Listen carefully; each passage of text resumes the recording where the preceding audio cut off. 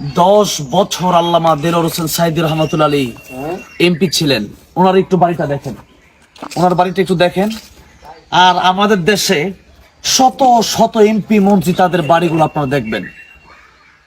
স্বৈরাচার ফ্যাসিস্টের ধূসরগুলো তারা এই দেশের ভিতরে বাড়ি গাড়ি করে কি না করেছে, কি আলিশান তারা জীবন কাটাচ্ছে জনগণের টাকায়। শুধু দেশে না, শুধু গ্রামে না, গ্রামের বাইরে ঢাকায় তাদের বড় বড় ফ্ল্যাট। শুধু তাই না, তাদের কি বলে বড় বড় রাজপ্রাসাদ তারা করে রেখেছে দেশের বাহিরেও। আল্লামা সাঈদী রহমাতুল্লাহ আলাইহি 10 বছরের বেশি এমপি ছিলেন।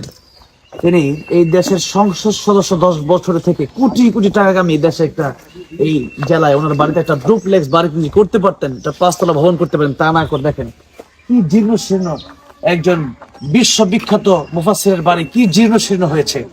যারা ছিলেন পরকালের চিন্তায়, যারা ছিলেন আল্লাহ রাসূলের দ্বীনের দাওয়াত দেওয়ার চিন্তায়, যারা ছিলেন কোরআন এই দেশে কোরআনের রাজ কায়েম করার চিন্তায়, যারা ছিলেন এদেশে ইসলাম কায়েমের চিন্তায়, তাদের চিন্তা চেতনা দুনিয়া ছিল আল কাইয়িসু মান দারা নাফসাহু আমিল লিমা বাদাল মাউত।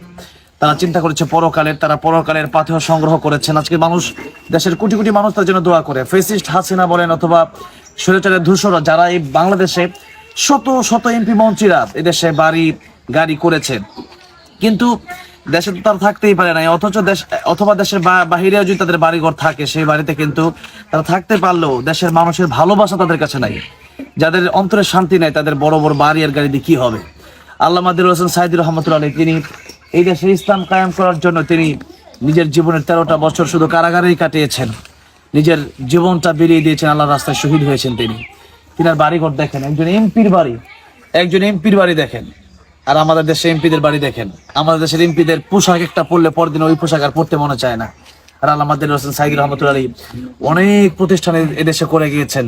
সেই প্রতিষ্ঠানগুলো কিন্তু ঠিকই বড় বড়, যেগুলো দ্বীনের মার্কাজ হয়ে আছে, যেখানে এখন শত শত হাজার হাজার আলেমে দ্বীন তারা কোরআন হাদিস গবেষণা করছেন, সেখান থেকে ইসলামের দাওয়াত, দ্বীনের দাওয়াত প্রচার করছেন।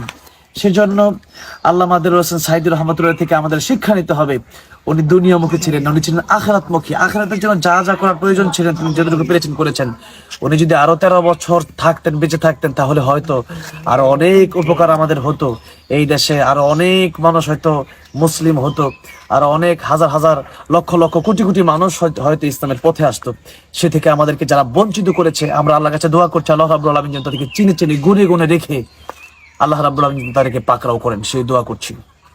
এবং আল্লামা সাঈদী রহমাতুল্লাহর জন্য দোয়া করছি, আল্লাহ যেন আল্লামা সাঈদীর কবরকে জান্নাতের উচ্চ মাকাম বানান। আল্লামা সাঈদী রহমাতুল্লাহের মাকবারা থেকে আমরা এই মাত্র এসেছি। হুজুরের বাড়ি দেখার খুব স্বপ্ন ছিল, শুধু ভিডিওতে দেখেছি একজন এমপির বাড়ি কি জীর্ণ শীর্ণ হয়। আজকে এটা দেখে সত্যি মানে হৃদয়টা মানে আবেগ আপ্লুত হয়ে গেলাম। এরকম যেন প্রত্যেকটা আলেমে দ্বীন হয়, এরকম যেন প্রত্যেকটা মানুষ হয়, এরকম যেন প্রত্যেকটা নেতা কর্মী হয়। যারা আল্লাহকে চেনে না তারা আর কি চিনবে? যারা আল্লাহকে চেনে এরাই হচ্ছে প্রকৃত নেতা।